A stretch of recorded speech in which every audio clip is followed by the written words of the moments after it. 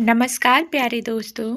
आज हम दिल से दिल तक एक रोमांटिक प्रेम कहानी का 12वां भाग लेकर आ गए हैं। दोस्तों, अगर आपने अभी तक इस कहानी के पिछले भाग नहीं देखे हैं तो इस वीडियो के डिस्क्रिप्शन बॉक्स में प्लेलिस्ट का लिंक मिल जाएगा, आप वहां जाकर देख सकते हैं।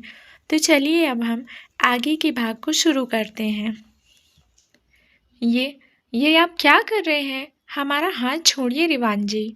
यारा की कांपती आवाज उसके हल्के से कांपते होठों से निकली। उसने धीरे से अपना हाथ छुड़ाने की कोशिश की, लेकिन रिवान ने उसकी उंगलियां और भी कसकर पकड़ ली। उसका चेहरा यारा की आंखों के करीब था। उसकी सांसों की गर्मी यारा की पलकों को सहला रही थी। Please baby. रिवान की आवाज में ना जाने क्या था, गहराई, मासूमियत या फिर वो बेकाबू मोहब्बत जो यारा को एक पल के लिए थमा देने को मजबूर कर रही थी।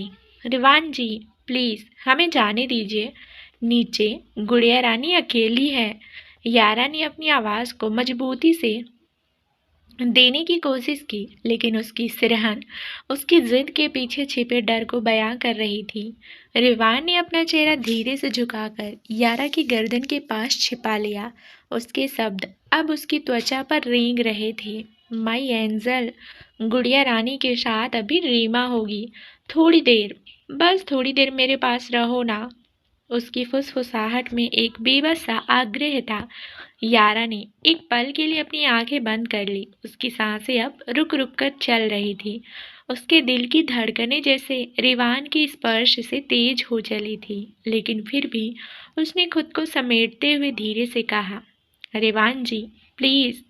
उसके मना करते करते आवाज जैसे रुकने लगी थी। उसकी हथेलियों में रिवान की पकड़ थोड़ी ढीली हुई और उसने धीरे से उसका हाथ छोड़ दिया। रिवान ने अपना चेहरा उसके गले से हटाया। कुछ पलों तक यारा को देखता रहा, फिर बेड से उठकर चुपचाप बाथरूम की ओर बढ़ने लगा। ब्रेकफास्ट कर लो माई एंजल, बस इतना ही कह सका वो। यारा ने जैसे ही उसकी हरकत को देखा, उसने गहरी सांस ली और खुद को थोड़ा संभाला। लेकिन तभी उसकी नज़र रिवान पर पड़ी, जो बाथरूम की तरफ जा रहा था। आप कहाँ जा रहे हैं? यारा ने एक झटके से उसका हाथ पकड़ लिया। आपको अभी शावर नहीं लेना है। रिवान ने थोड़ी कोशिश की अपने हाथ को छुड़ाने की। माई एंजल प्लीज, मुझे इसकी जरूरत है अभी। नहीं, यारा ने दृढ़ता से कहा। वो अब उसकी आंखों में देख रही थी। आप यहाँ बैठिए, मैं अभी आती हूँ। और हाँ, हिलिएगा मत, वरना बुरा मान जाऊंगी। वो हल्की गुस्से वाली आंखों से रिवान को देखती हुई बोली, फिर बिना कुछ कहे तुरंत रूम से बाहर भाग गई। रिवान उस पल मुस्कुराने से खुद को रोक नहीं सका। उसकी आंखें हल्की सी छोटी हो गई और चेहरा एक अधूरी सी तसल्ली में भीग गया। नीचे हॉल में आते ही यारा की नज़र सीधे सोफे पर बैठी हीरा पर पड़ी। उसकी नन्ही आंखें अभी ऊपर की ओर टिकी हुई थी, मानो उसे उम्मीद थी कि डैडी अभी सीढ़ियों से उतर आएंगे।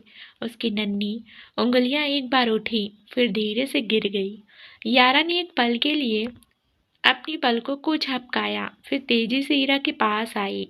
वो उसके बगल में बैठ गई और उसे अपनी गोद में उठा लिया। गुड़िया रानी, क्या हुआ? मेरी बच्ची सैड सैड क्यों बैठी हो? ईरा ने अपनी मासूम आंखों से यारा को देखा और फिर एक नन्हा इशारा ऊपर की ओर किया। डैडी, उसके होठों से निकली ये एक आवाज यारा के दिल में कहीं बहुत गहराई तक उतर गई। यारा ने हीरा की फूले गालों को चूमते हुए कहा, बेटा, डैडी काम कर रहे हैं, वो लंच में हमारे साथ होंगे, है ना? हीरा ने थोड़ा सोचा और फिर मुस्कुरा कर अपना छोटा सा सिर हिलाया। उसकी नन्ही मुस्कुराहट यारा के दिल को राहत देने लगी थी। तभी रीमा हाथ में एक प्लेट और एक ग्लास लेकर वहां आई। प्लेट में कुछ कटे हुए फ्रूट्स थे और ग्लास में फ्रेश जूस। यारा ने ईरा के गाल को सहलाते हुए कहा, बेटा, आप यहाँ बैठो और रीमा आंटी के साथ खेलो। मम्मा अभी आती है, फिर हम गार्डन में घूमने जाएंगे, ओके? ईरा ने झट से सर हिलाया। यारा ने उसके दोनों गालों को चूमते हुए फिर उसके नन्हे होठों को हल्के से किस किया और एक हल्की मुस्कान के साथ उठकर ऊपर चल दी। अब उसकी चाल में तेजी थी, चेहरे पर हल्की लाली और मन में रिवान को लेकर अनकही सी बेचैनी। जैसे ही वो रूम में आई, उसने दरवाजा बंद कर लॉक कर दिया और तेजी से बेड की ओर बढ़ी। रिवान अभी तक वैसा ही बैठा था जैसे वो उसे छोड़ कर गई थी। यारा की आहट सुनते ही रिवान ने अपनी आंखें खोली। सामने उसका छोड़ सामने उसका चेहरा था, थोड़ा लाल, थोड़ी थकावट से भरा और थोड़ी सी शर्म से झुका हुआ। अब यह समझना मुश्किल था कि यारा का चेहरा शर्म से लाल है या फिर किसी अधूरी बात की खींच से। यारा रिवान को ब्लैंकेट से ढकती हुई उसके चेहरे को कुछ पल निहारती रही। उसका चेहरा अब थोड़ा सुकून में लग रहा था। उस तकलीफ को जिसने अभी कुछ घंटे पहले उसकी आंखों में देखा था, यारा अब और बढ़ने नहीं देना चाहती थी। धीरे से उसकी सांसें रिवान की सांसों से टकराती हुई महसूस हो रही थी। रिवान की हालत अब भी नाजुक थी, मगर उसके चेहरे पर यारा की मौजूदगी से कुछ राहत जरूर दिखाई दे रही थी। यारा धीरे से उसके कान के पास जाकर फुसफुसाई, अब आप यहाँ से हिलने की कोशिश भी मत कीजिएगा। इतना बोलते हुए वो उठी और बाथरूम की तरफ चली गई। बाथरूम पे जाकर उसने अपने हाथों को ठंडे पानी से धोया और कुछ सेकंड आईने में खुद को देखती रही। उसकी आंखों में अजीब सी बेचैनी और गहराई थी, शायद उस डर की जो उसे रिवान को खोने के ख्याल से हुआ था। फिर खुद को संयमित कर वो बाहर आई और चुपचाप कमरे से निकलकर नीचे चली गई।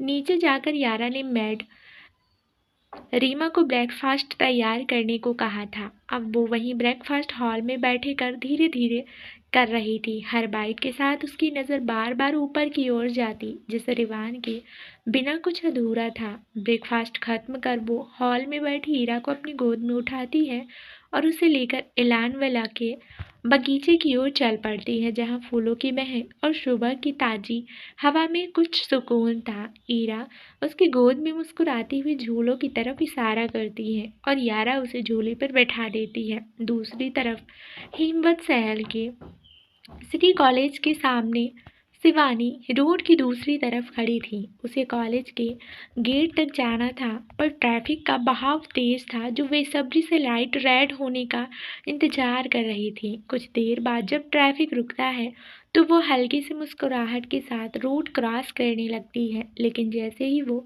कॉलेज गेट के पास पहुंचती है, उसकी नज़र बीच सड़क पर एक छोटी सी पपी पर जाती है जो डरा सहमा धीरे धीरे आगे बढ़ रहा था। बिना कुछ सोचे शिवानी भाग कर उसके पास जाती है और उसे अपनी गोद में उठा लेती है। पपी अब भी कांप रहा था और शिवानी उसे सीने से लगाए आगे बढ़ने लगती है, पर तभी लाइट ग्रीन हो जाती है और ट्रैफिक एक बार फिर तेजी से चलने लगता है। तभी एक कार तीव्र गति से शिवानी के सामने आकर तेज ब्रेक लगाती है। डर के मारे शिवानी अपनी आंखें बंद कर लेती है और पपी को कस कर पकड़ लेती है। कार की ड्राइविंग सीट से झांकते हुए एक गुस्से से भरा चेहरा बाहर आता है। आरव।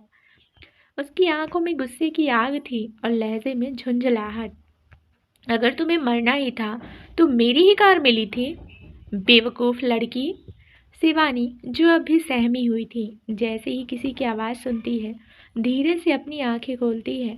सामने से जो चेहरा उसे देख रहा था वो जितना रौबदार था उतना ही हैंडसम भी। शिवानी एक पल को उसकी गहरी काली आंखों में खो जाती है, पर अगले ही पल उसे उसकी बदतमीजी याद आती है। यारो फिर से गाड़ी की विंडो से झांकते हुए बोला, तुम पागल लड़की, अब हटोगी रास्ते में या सच में गाड़ी के नीचे आना है? उसकी निगाहें अब भी उसी पर टिकी थी, गहरी, तीखी और अजीब से खिंचाव वाली। शिवानी ने अपनी बुरी आंखों को थोड़ी सिकुड़ कर गुस्से से आरव को देखते हुए बोला, अगर गाड़ी चलानी नहीं आती तो इतनी बड़ी डिब्बा लेकर क्यों निकलते हो? अगर मुझे लग जाती तो क्या होता? उसकी आवाज़ में आत्मविश्वास था, पर आंखों में डर भी छुपा था। आरव चिढ़ते हुए कुछ बोलने ही वाला था, यू, मगर तभी पीछे से गाड़ियों की तेज हॉर्न की आवाज़ आने लगी। आरव ने पलट कर देखा तो पूरी ट्रैफिक लाइन उसे देख रही थी और हॉर्न मार रही थी। उसने फिर एक बार शिवानी की तरफ देखा और हल्की सी शरारती मुस्कान उसके चेहरे पर उभर आई। बिना कुछ बोले उसने कार स्टार्ट की और तेजी से निकल गया। शिवानी, जो अब भी उसे देख रही थी, मन ही मन बुदबुदाई, कहीं ये सच में तो मुझे कुचलने का प्लान नहीं बना रहा था ना। उसका दिल अब भी जोर जोर से धड़क रहा था। जब आरव की कार कुछ दूर निकल गई, तब जाकर उसने राहत की सांस ली। फिर झल्लाहट भरे अंदाज में दूर जाती कार को देखती रही और पैर पटकते हुए कॉलेज के गेट के अंदर चली गई। क्लास की ओर बढ़ते हुए अब भी उसकी भड़बड़ाहट जारी थी। चेहरे से तो सीधा साधा राम लगता है, पर हरकतें पूरी रावण वाली है। हुँ! गुस्से में वह क्लासरूम में आती है और अपनी सीट पर बैग पटक कर बैठे बैठ जाती है, लेकिन आंखों में अभी भी वही गाड़ी, वही आंखें और वही मुस्कान घूम रही थी। उधर एलन विला में शाम का समय हो गया था। यारा अपनी कमरे में बेड पर बैठी थी और ईरा उसकी गोद में चैन से सो रही थी। कमरे की नर्म रोशनी, हल्की ठंडी हवा और ईरा की मासूम सांसें इस पल को जैसे यारा अपने दिल में कैद करना चाहती थी। बेड की दूसरी तरफ रिवान लैपटॉप पर कुछ काम कर रहा था, लेकिन उसकी नज़र हर 2 मिनट बाद यारा पर जाकर ठहर जाती थी। यारा ईरा को धीरे से बेड पर सुलाकर उसे ब्लैंकेट से ढकते हुए बेड से नीचे उतारती है और फिर चुपचाप रिवान के पास आती है। तो रिवान के हाथों से उसका लैपटॉप लेकर साइड में रख देती है और बिना कुछ कहे उसकी आंखों में झांकती है। चलो, अब पेट के बल लेट जाओ, मैं दवा लगा देती हूँ, यारा ने नर्म लेकिन दृढ़ स्वर में कहा। रिवान कुछ बोलने ही वाला था, पर माई एंजल, मगर यारा ने उसकी बात बीच में ही रोकते हुए अपनी भूरी आंखें नचाते हुए कहा, परवर कुछ नहीं, चुपचाप लेटो। रिवान बस हल्की सी मुस्कान के साथ लाचार होकर बेड पर लेट गया। यारा अब उसके बैग पर धीरे धीरे दवा लगाने लगी। उसकी उंगलियों की गर्मी और दवा की ठंडक रिवान के शरीर को सुकून दे रही थी। इस स्पर्श में एक प्रेम था जो शब्दों में नहीं कह पाई यारा, पर उसके हर स्पर्श में बसा था। रिवान को ऑफिस जाना था, मगर यारा ने उसके कपड़े ही चेंज करवा दिए थे। वो अब भी अपने लाउंज वेयर में था और यारा के कहने पर चुपचाप बेड पर बैठा था।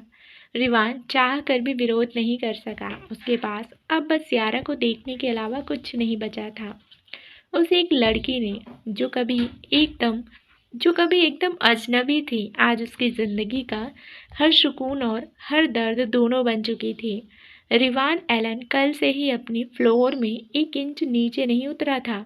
वजह उसकी खतरनाक हिटलर बीवी यारा, जिसने उसे बिस्तर से उठने तक की इजाज़त नहीं दी थी। उस पर शक्ति ऐसी थी कि सेना की सख्त ट्रेनिंग भी फीकी लगती। आज भी जैसे ही सुबह की हल्की सी रोशनी कमरे में फैली, रिवान अपनी गहरी और तीखी नज़रों से यारा को देख रहा था, पर अब तो जैसे यारा को उसकी निगाहों की परवाह ही नहीं रही। वो अपनी रफ्तार में ही था वो अपनी रफ्तार में ही थी, संयमित, सख्त, लेकिन उतनी ही कोमल और केयरिंग।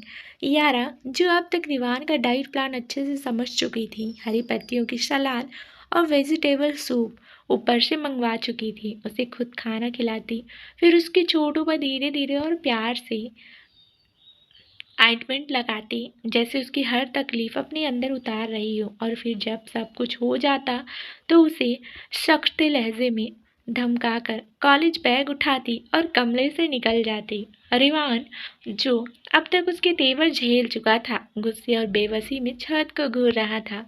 उसके चेहरे पर एक अजीब सी कशिश थी, गुस्से की, अफसोस की और थोड़ी सी पछतावे की।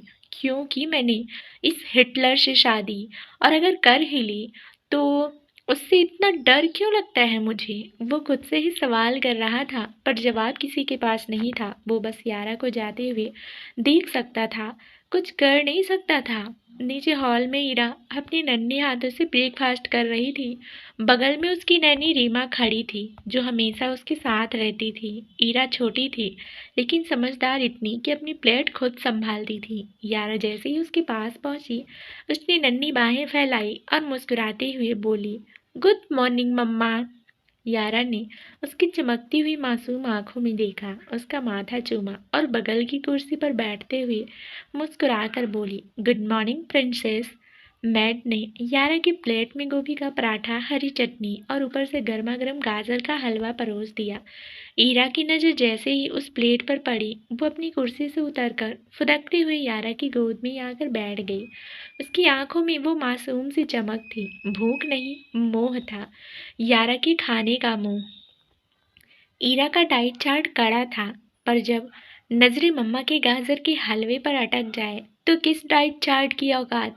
यारा को खुद डाइट चार्ट से चिढ़ थी, और अगर उसे दुनिया की कोई बात नहीं सुनती थी तो रिवान की तो बिल्कुल भी नहीं। ईरा ने अपनी नन्ही उंगलियों से यारा की सूट की बाजू खींची और धीमे से प्लेट की ओर इशारा किया। यारा के होठों पर स्नेह भरी मुस्कान फैल गई। वो खुद खाने से ज्यादा ईरा को खिलाने में खो गई। थोड़ी ही देर में दोनों का ब्रेकफास्ट पूरा हो गया। आज पहली बार था जब ईरा ने 2 पराठे खाए थे, और शायद पहली बार मन भर कर खाया था। यारा ने उसके गाल पर हल्के से टिश्यू घुमाते हुए कहा, बच्चा, अब आप किंडरगार्टन जाइए। शाम को साथ में घूम खूब खेलेंगे, ओके। ईरा ने जोश में सिर हिलाया और नन्हे कदमों से फुदकती हुई रीमा के साथ बाहर चली गई। उसके बाद यारा भी कॉलेज के लिए रवाना हो गई। हीमवंत शहर का कॉलेज। जैसे ही यारा कॉलेज गेट पर पहुंची, उसे दरवाजे पर ही शिवानी मिल गई। शिवानी ने दूर से ही उसे देखकर हाथ मिलाया और भागती हुई पास आई। दोनों हंसते हुए क्लास की तरफ बढ़ गईं। वहीं दूसरी ओर अर्जुन वहीं दूसरी ओर राहुल, जो काफी समय बाद कॉलेज आया था, उसकी नजर जैसे ही यारा पर पड़ी, उसकी आंखें चमक उठी। उसे देख कुछ पल वो वैसे ही खड़ा रहा और खुद को संयमित कर मुस्कुराते हुए अपनी क्लास की ओर बढ़ गया। पूरा दिन कब बीत गया पता ही नहीं चला। शाम को यारा ने शिवानी को एक कैब में बिठाकर विदा किया और खुद रिवान की लिमिटेड एडिशन ब्लैक कार की तरफ बढ़ी। ड्राइवर पहले से तैयार खड़ा था। यारा कार में बैठकर महिरा हाइट्स के लिए निकल पड़ी। राहुल, जो अब तक यारा के पीछे ही था, उसे इतनी महंगी और एक्सक्लूसिव कार में जाते देख हैरान रह गया। उसके मन में सवाल उठने लगे। आखिर ये यारा है कौन, क्योंकि अब तक यारा के बारे में कोई जानकारी हासिल नहीं कर सका था। Alan villa. रिवान एलन अपनी स्टडी रूम में बैठा और सामने खड़े मिहिर को अपनी पेंटिंग निगाहों से घूरते हुए बोला, पता करो तुम्हारी मैडम अब तक पहुंची या नहीं। मिहिर ने फौरन ड्राइवर को कॉल किया। सर, मैडम बस आधे घंटे में पहुंच रही हैं। कॉल कट करते ही मिहिर ने जैसे ही रिवान की ओर देखा, रिवान गुस्से से कुर्सी से उठ खड़ा हुआ। ठीक है, अब सब लोग यहाँ से दफा हो जाओ। अगर यारा के पहुंचने से पहले किसी की शक्ल दिखी ना, तो खुद को जिंदा समझना बंद कर दो। इतना कहकर वो स्टडी से निकलकर कमरे में चला गया। मिहिर और अमित एक दूसरे का चेहरा देखने लगे। बॉस को हुआ क्या है? 2 दिन से ऑफिस नहीं जा रहे और ना ही किसी को घर बुला रहे। अमित फुसफुसाया, और ऊपर से आज हमें भी घर आने की परमिशन बड़ी मुश्किल से मिली। मिहिर ने भी सिर झटकते हुए कहा, रिवान का ये हाल पहली बार देखा गया था। वरना चाहे तेज बुखार हो या चोट, वो कभी काम से पीछे नहीं हटता। पर इन 2 दिनों से जैसे वो किसी आंतरिक जंग में उलझा था। उसे किसी ने नहीं बताया था कि पत्नी नाम की चीज क्या होती है। बीवी अगर रात बोले तो उसके लिए रात, और अगर दिन बोले तो उजाला। रिवान अपने कमरे में जाकर शर्ट उतार कर बेड पर चुपचाप लेट गया। सर्वेंट्स को पहले ही हिदायत दे चुका था कि अगर किसी ने भी यारा को बताया कि वो स्टडी में मिहिर के साथ था, तो उनका हिसाब खुद ऊपर वाला ही करेगा।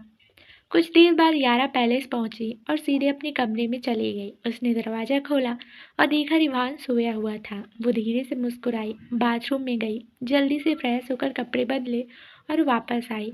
बेड के पास बैठकर उसके बालों में अपनी उंगलियां फिराते हुए बोली, रिवान जी। रिवान ने जैसे ही अपनी आंखें खोली, उसकी नज़र सीधा यारा पर पड़ी। उसकी आंखों में थकान थी, पर सुकून भी। आपने लंच किया? यारा ने नरम स्वर में पूछा। रिवान बस धीरे से सिर हिलाता है और यारा को अपनी गोद में उठाकर अपने सीने से लगा लेता है। उसकी आंखें बंद थी, जैसे सिर्फ उसकी सांसों की गर्माहट और यारा की खुशबू ही काफी हो उसे जिंदा महसूस करने के लिए। यारा उसके बालों में उंगलियां चलाते हुए धीरे से बोली, क्या हो गया है आपको? रिवान ने अपना चेहरा यारा के गले में छुपाते हुए धीरे से कहा, नथिंग बेबी। और फिर उसके होंठ यारा के गले पर उतरने लगे, हल्के से थमे हुए, जैसे हर छुअन में कोई अधूरी बात कहना चाहता हो। यारा एक पल को सिहर गई, उसकी सांसें अनियंत्रित हो गई और उसने अपनी पकड़ रिवान के बालों पर कस दी। रिवान को उसकी ये प्रतिक्रिया भा गई। उसके चेहरे पर हल्की सी शरारती मुस्कान आ गई। वो अब उसके पूरे नेक पर धीमी नम सी वेट किसेस देने लगा और साथ ही बेहद हल्के से अपने दांतों से नजाकत से उसके नाजुक गले पर बाइट करने लगा। तो दोस्तों, आगे इस कहानी में क्या होने वाला है, ये जानने के लिए इस कहानी का अगला भाग ज़रूर सुने, जो जल्द ही इस चैनल पर प्रसारित कर दिया जाएगा। दोस्तों, उम्मीद करती हूँ हमारी आज की ये कहानी आपको पसंद आई होगी। अगर पसंद आई है तो वीडियो को लाइक करें, और अगर आप हमारे चैनल पे नए हैं तो जल्दी से चैनल को सब्सक्राइब भी कर लें।